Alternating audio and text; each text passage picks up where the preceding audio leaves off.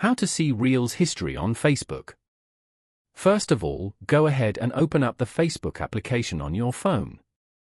You will then be taken to the Facebook homepage. Here, you can view posts from your friends and pages that you follow. On this page, go to the bottom panel and tap on Menu. This is the menu page.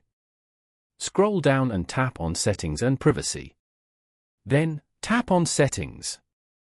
Now, scroll down to the Your Activity section. Then, go to Activity Log. Here, you can view and manage all your Facebook activity such as posts, tags and more. Now, swipe left and go to Videos Watched as shown. Over here, you can view all the videos that you have watched on Facebook along with the dates. Tap on any to view them. Following these steps, you can easily see Reels history on Facebook. Thank you for watching.